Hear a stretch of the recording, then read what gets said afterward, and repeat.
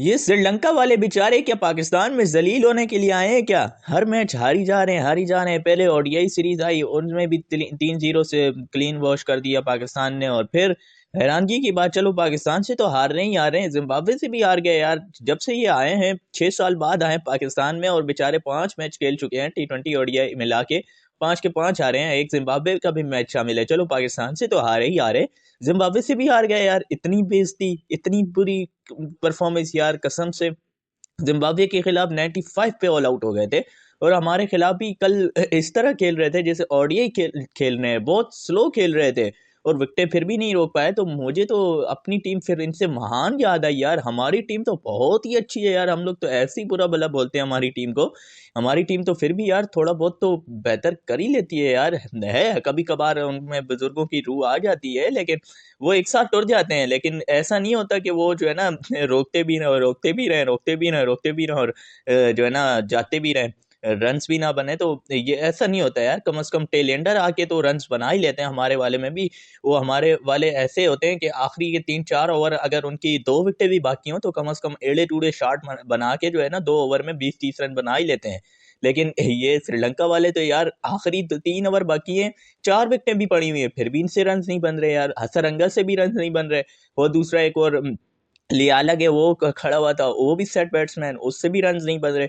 मतलब 128 रन का टारगेट दिया, ये तो वही टारगेट है जो हमने इंडिया को टारगेट दिया था एशिया कप में। तो वो टारगेट तो वो तो फिर अब रिवाइज हुआ ना, वो तो जाहिर सी बात है, फरहान ने तो छोड़ना भी नहीं था, और वही हुआ। हाँ, अयूब साहब तो इतना नहीं चल पाए, साइम अयूब, वो जल्दी आउट हो गया था। लेकिन बाबर और साहिबजादा फरहान ने मिलकर जो है पार्टनरशिप लगाई, ठीक है। और साहिबजादा फरहान शुरुआत में तो इतना तेज नहीं खेल रहा था, लेकिन बाद में जब उसको पर चढ़े भाई, 10 ओवर में 68 रन से पाकिस्तान टीम के, और फिर साहिबजादा फरहान को पर लगे, और ऐसे पर लगे कि वो भाई हर गेंद चौका चौका, कमाल की बैटिंग की है साहिबजादा फरहान ने।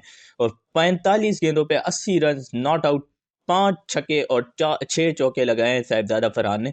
इस तरह बैटिंग की है। और अब देखो, अभी आप ये छक्के और चौके के रन्स को टोटल करोगे ना, तो 54 रन बनते हैं टोटल। 6 चौके जो है वो 24 रन, और 5 छक्के जो है वो 30 रन। टोटल कितने हो गए? 30 और 24, 54 रन। ठीक है, बाकी कितने बचे? 26 रन। 26 रन साहिबजादा फरहान ने बनाए हैं। बाकी 45 में से अगर 11 गेंदें निकाल दो तो कितनी बचती हैं? 34। 34 पे 26 रन। अब देखो, इनमें से टोटल 8 बॉलें डॉट बॉल नजर आ रही हैं, मतलब 8 रन उससे कम है। तो अब ये एडजस्टेबल होता है, ये सही है। अब इतना नहीं होता यार, कम से कम ये समझ में आता है। लेकिन फरहान ने जिस तरह से पहले इनिंग खेल रहा था पहले, अब कम से कम कल वाले मैच में फरहान थोड़ा बहुत सिंगल ले रहा था यार, कम से कम। ऐसा नहीं कह रहा था यार, मेरा गला भी खराब है, मेरा दिल तो नहीं कर रहा था वीडियो बनाने का, लेकिन टॉपिक इतना आम था इसलिए मैंने बोला चलो वीडियो बना ही लेता हूँ। लेकिन इससे थोड़ा सा अवॉइड करना यार। अच्छा, उसके बाद 34 गेंदे 26 रन उसने बनाए, तो कल सिंगल डबल भी ले रहा था। तो इस तरह प्रेशर नहीं आता सिंगल डबल लेने से भी। अब कोई बॉलर ऐसा है जिस पे हिट नहीं लग रही, तो अब देखो असरंगा जब आया था उस पर भी हिट नहीं लगा, मेन बॉलर है, उस पर हिट लगाना आसान बात नहीं है, तो उसको सिंगल डबल किए। और फिर आखिरी ओवर में उसके आखिरी असरंगा के आखिरी ओवर में 2 छक्के भी लगाए, ऐसी बात नहीं है। तो मौका देख के हर बॉलर को चार्ज कर सकते हैं, लेकिन हर गेंद पे अगर आप हिट करोगे तो वो जो बॉलर है ना, वो भी चूड़ियां नहीं पहनी होती, वो भी बॉल टू बॉल देख रहा होता है बैट्समैन को कि वो क्या करना चाह रहा है, तो वो उस हिसाब से बॉलिंग करता है। लेकिन आप डायरेक्ट शॉट मारोगे तो वो बॉलर खुद भी हैरान हो जाएगा, अभी तो सिंगल ले रहा था, ये अभी क्यों मारने लग गया। मतलब इस तरह खेलने से तो बॉलर पे भी प्रेशर आता है और अपने ऊपर से प्रेशर हट जाता है। बहरहाल कल साहबजादा फरहान ने बहुत ही अच्छी बैटिंग की, 45 गेंदों पे 80 रन बनाए, और 129 रन का जो टारगेट था, वो पहाड़ नुमा टारगेट, वो 1 साइडेडली पाकिस्तान ने आराम से हरा लिया श्रीलंका को 15.3 ओवर में ही। हालांकि 10 ओवर में 68 रन से मैं हिसाब किताब लगा रहा था कि भाई ये करते, अगर तेज भी यहाँ से खेलें तो 8 ओवर तो लगेंगे कम से कम, यानी 18 ओवर में टारगेट चेज करेंगे।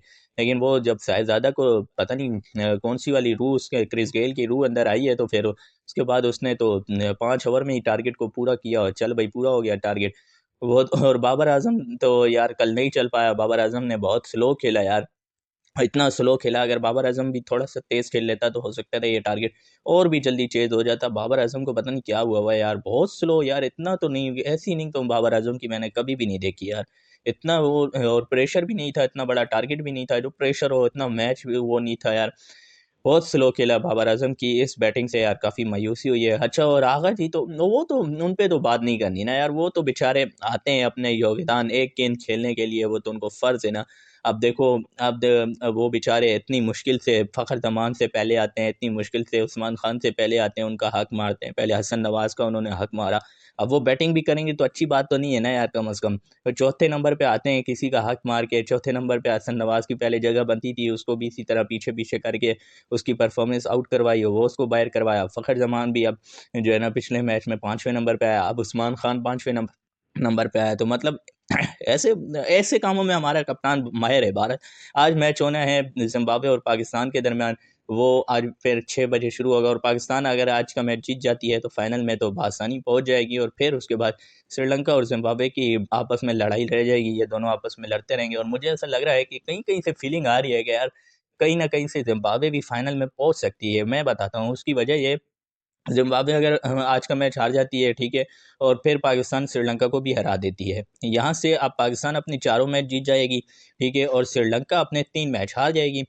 और ज़िम्बाब्वे से भी हारी है ना, क्योंकि तो फिर जब ज़िम्बाब्वे और श्रीलंका का मैच होगा आपस में, तो वहाँ से अगर श्रीलंका जीत जाती है तो 1-1 दोनों का जो है ना, श्रीलंका और ज़िम्बाब्वे के 2-2 पॉइंट हो जाएंगे, 1-1 जीत होगी। वहाँ से रन रेट का मामला आएगा, नेट रन रेट के मामले में श्रीलंका इस वक्त यार थोड़ी सी नीचे है।